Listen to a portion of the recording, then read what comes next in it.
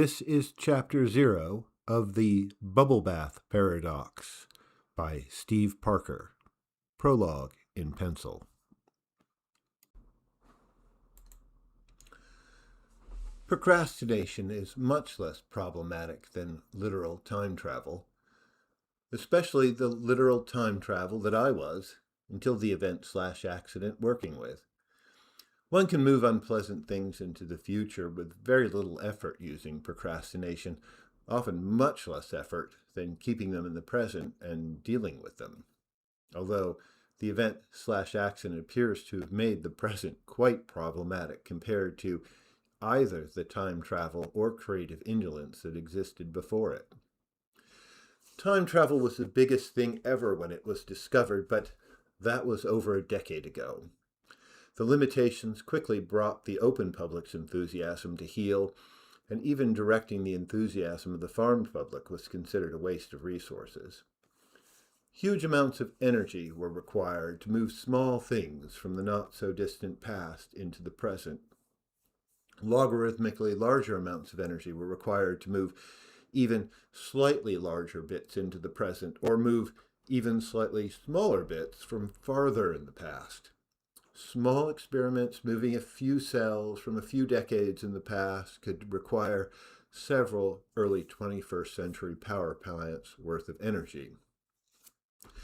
The accident/event not only spawned immediately unpleasant entities, it generated a slow, reality-distorting, world-spanning phenomenon that continues as I write this out.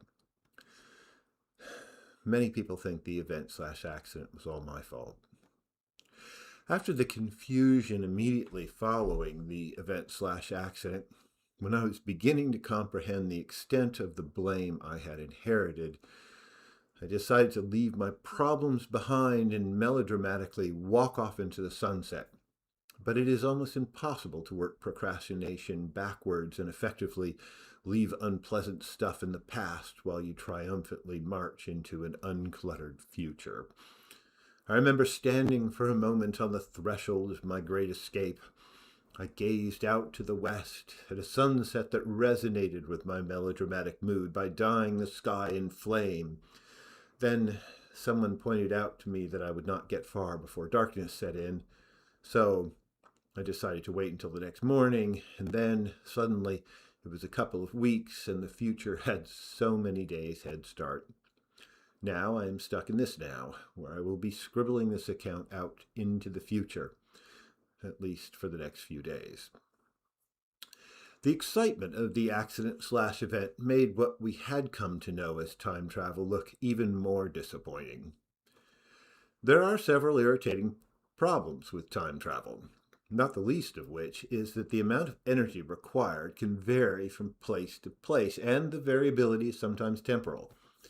One researcher harvested giant amounts of energy by coordinating intermittent blackouts all over Southern California in the hopes of capturing a small but intact insect from half a century ago.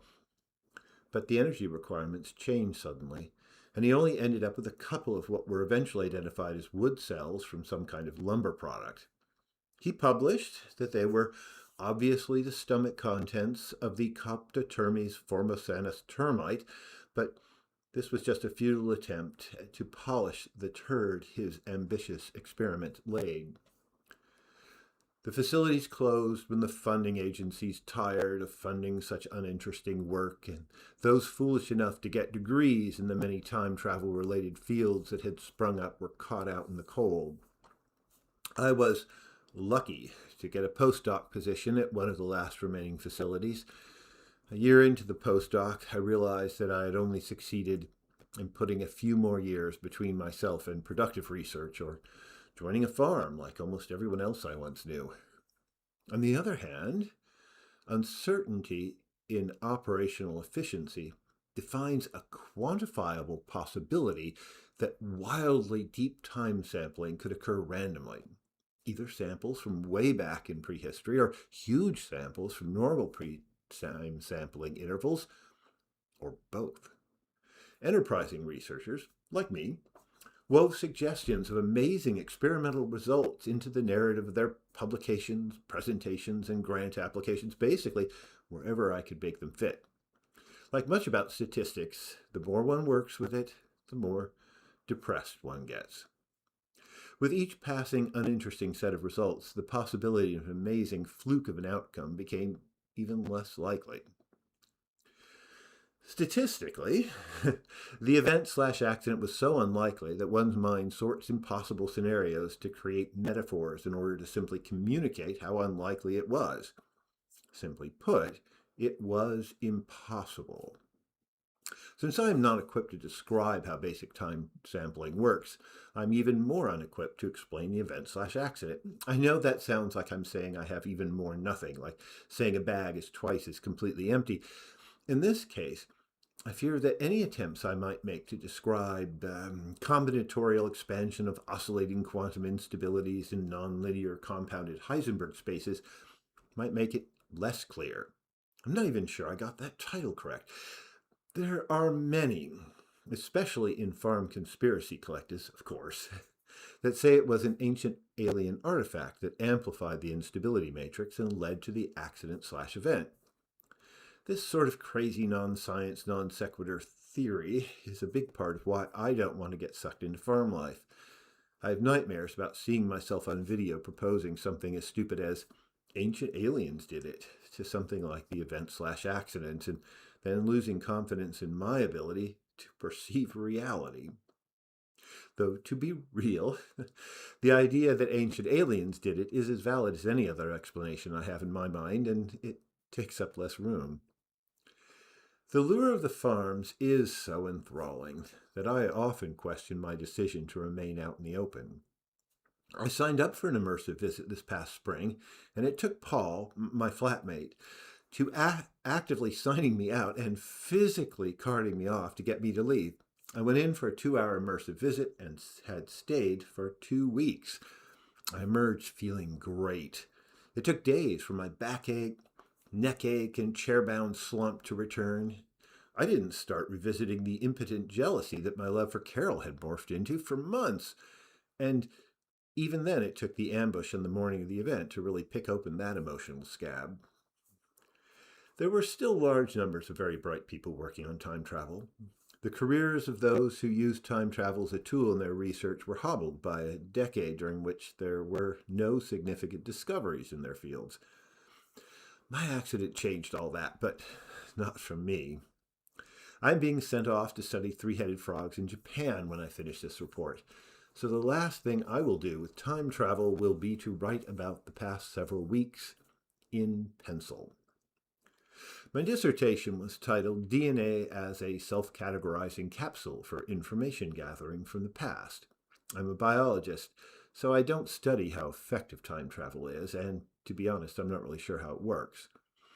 My ability to secure one of the last postdoc positions for a biologist at a time travel facility was due to my aggressively selling the notion that I had an idea that might make time travel worthwhile, despite the incredible limitations. Though all of my assumptions proved to be correct, the data I gathered was just not very interesting, at least not interesting enough to justify the high cost of pre-time sampling. They would have cut me off if there was anything more promising, but for several years, my work has been the only openly published reason to keep the university facility operating. The scaffold concept of my research was that DNA from pre-sampled cells contains identifying information that allows the researcher to choose a present-time DNA to compare it to. If the sequence of DNA from a cell you've pre-time sampled identifies the cell as, say, cockroach antenna DNA, then you can compare it to present-time cockroach antenna DNA. The only very obvious problem is that the DNA from anything 50 years ago is just not that much different from the same thing today. Science is the creation of narratives from experimental data, and you can't make something from nothing. But one can make a whole lot from a very little, and that's been my thrilling life as a time travel researcher until, of course, the event/accident. The physical paradoxes caused by the accident have resulted in something described as a reality bubble. This is essentially a super-amplified type of the reality wave we normally experience in my pre-time sampling experiments. where the fast-moving reality wave may result in minor resetting of some insignificant figure a dozen places to the right of an obscure physical constant's decimal, the slow-moving reality bubble actually changes everything about what appears to have happened in ways that would be noticeable to an unaugmented human brain, if brains were not also changed by the reality bubble wave. The way I understand it, the reality bubble resets the history of events in a way that prevents paradoxical inconsistencies caused by the event. So, as one travels far enough away from the event epicenter, they should enter an area where the accident did not happen, at least not in the same way. There's no clear idea of where the boundary will be at any point in time, or what will happen to time once it gets there. There's no good idea of how sharp the boundary will be, and there may actually be multiple boundaries, or even multiple bubbles. It's probably more like a foam than just a bubble. We are all floating in it like some universe-shaped bubble bath. One of the reasons, perhaps the main reason I'm writing this, is that I have the unsettling distinction of having passed over the boundaries of reality bubbles more times, far more times, than any other individual.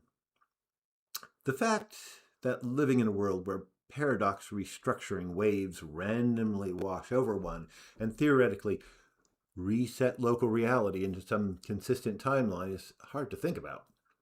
When one forgets a name or realizes a few extra minutes were spent focusing on a problem, it is tempting to grasp onto the waves as a cause.